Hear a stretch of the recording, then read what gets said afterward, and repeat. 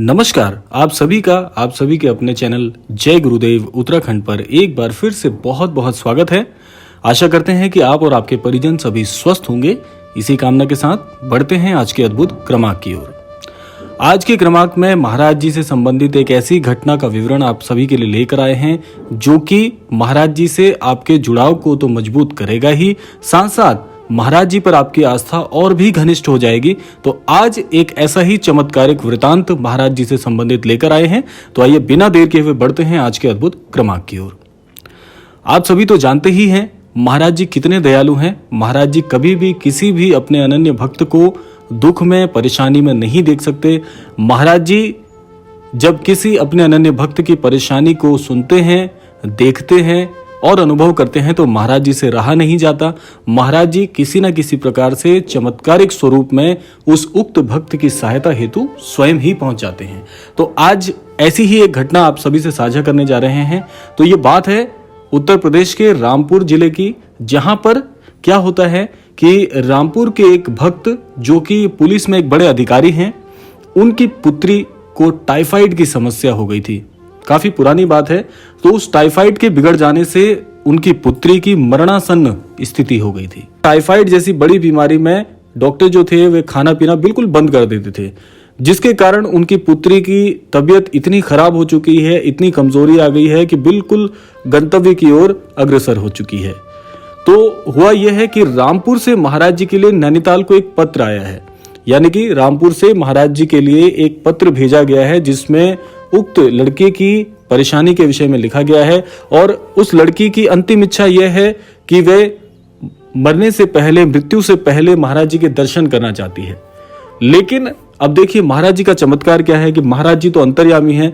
अपने भक्तों की बुरी स्थिति को महाराज जी पहले ही भांप लेते हैं। तो उस पत्र के कैंची धाम पहुंचने से पहले ही महाराज जी ने ये बता दिया था अपने भक्तों को। वहां पर धाम में महाराज जी ने पहले ही जानकारी दे दी थी कि उन्हें रामपुर बहुत जरूरी कार्य से जाना है।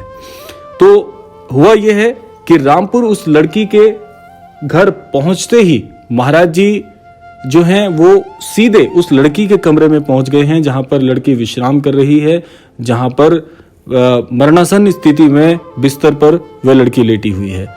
तो महाराज जी जैसे ही लड़की के कमरे में प्रवेश करते हैं तो महाराज जी चिल्लाकर बोलते हैं, मेरी लड़की को तो भूखा ही मार दिया, बहुत बुरी स्थिति कर दी है और मैं भी भूखा हूं, मेरे लिए खाना बनाओ। इस प्रकार महाराज जी के वाक्य उस कमरे में गूंज उठे हैं। और लड़की ने जैसे ही महाराज जी के वचन सुने हैं तो लड़की के मानो मन में, रोम रोम में इतना प्रेम उमड़ कि उस उक्त स्थिति में भी महाराज जी के जो अमृतमयी वाणी है वो कानों में पड़ते ही एक नई ऊर्जा सी उस लड़की के भीतर आ गई है। इस प्रकार जब महाराज जी ने कहा और प्रसाद बनने पर स्वयं पाते हुए महाराज जी ने भोजन प्रसाद ले लिया है और भोजन पाते ही स्वयं उन्होंने अपनी थाली से लड़की को एक चपाती देते हुए कहा, ले बिस्तर से उठ और चपाती खा। महाराज जी ने जब ऐसी आज्ञा दी है तो उसके बाद क्या हुआ है कि लड़की में एक अलग ही ऊर्जा जो है प्रसारित हो गई है। लड़की महाराज जी की अमृतमयी वाणी सुनकर किसी तरह बिस्तर से उठी और बैठकर उसने चपाती का कुछ हिस्सा खाया, क्योंकि बीमार है। लेकिन महाराज जी तो महाराज जी हैं। तो महाराज जी का चमत्कार देखिए हुआ क्या। फिर महाराज जी ने उससे कहा कि तू बिस्तर से उठ और कुर्सी में बैठ जा, मैं बहुत थक गया हूं, बिस्तर में मैं लेटूंगा। इस प्रकार महाराज जी ने जब वाक्य कहे तो समझ लीजिए कि ऐसा चमत्कार हुआ है कि एक लड़की जो बिस्तर पर बिल्कुल मरणासन्न स्थिति में है, महाराज जी की वाणी में ही इतना चमत्कार है कि महाराज जी की ऊर्जामयी वाणी सुनकर वह लड़की बिस्तर से उठी और महाराज जी की आज्ञा का पूरी तरह से पालन किया। अब हुआ क्या है कि वह लड़की उठकर बैठ गई है कुर्सी में और लड़की के कुर्सी पे बैठते ही बाबा जी ने उसके बिस्तर में विश्राम करने के लिए मुद्रा में आ गए महाराज जी और लेट गए। और तकरीबन 1 घंटा लेटकर फिर महाराज जी उठकर चले गए। बिना किसी को कुछ कहे महाराज जी वहां से निकल पड़े और लड़की इतने से उपचार के बाद कुछ ही दिनों में पूर्ण रूप से स्वस्थ हो गई। अब महाराज जी का चमत्कार देखिए, बाबा जी ने उसकी चारपाई में लेटकर उसकी समस्त व्याधि को समेटकर अपने साथ ले गए। महाराज जी की यही एक खूबी है कि महाराज जी अपने अनन्य भक्तों के सारे दुखों को स्वयं पर लेकर उनको जीवन से ओझल कर देते हैं, सारी परेशानियों को महाराज जी हर लेते हैं।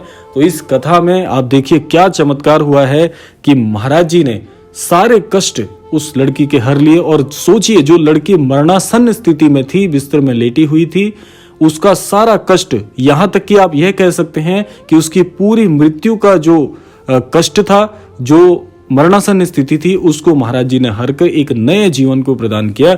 और ये केवल इस कथा में ही नहीं, बल्कि कई ऐसी कथाएं हैं जिसमें महाराज जी ने, कई ऐसी घटनाएं हैं जिसमें महाराज जी ने मृत या मरणासन्न स्थिति में भक्त को जीवन दान देकर उनका पूरा कष्ट हर लिया है। अब देखिए इस कथा से आपको सीखने को क्या मिलता है।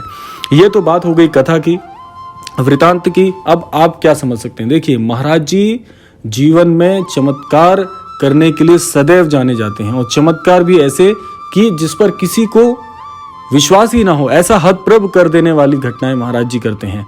और जीवन में एक बात आपको ध्यान रखनी चाहिए, यदि आप महाराज जी से जुड़े हुए हैं, अगर आप सहृदय महाराज जी से पुकार करते हैं, कोई भी आपके जीवन में ऐसे अटके हुए कार्य हैं, कोई समस्याएं चल रही हैं, या सही मार्गदर्शन नहीं मिल पा रहा है, या जीवन में कोई भी दुख है, रोग है, या कोई भी ऐसी स्थिति है जहां पर असमंजस बना हुआ है, महाराज जी से सहृदय प्रार्थना करिए।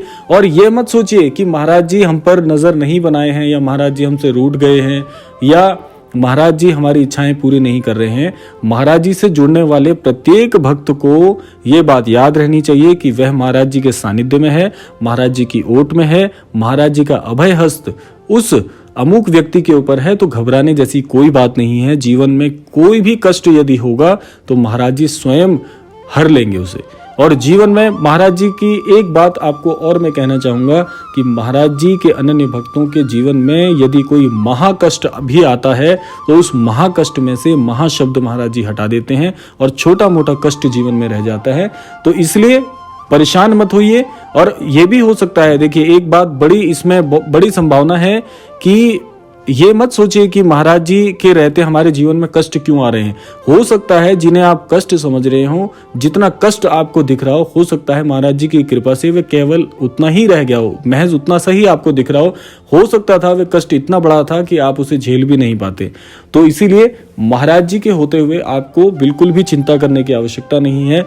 महाराज जी हैं ही इतने दयालु, हैं ही इतने चमत्कारी कि आपके जीवन में महाराज जी के होते हुए कभी कोई दिक्कत नहीं आ सकती, कोई परेशानी नहीं आ सकती।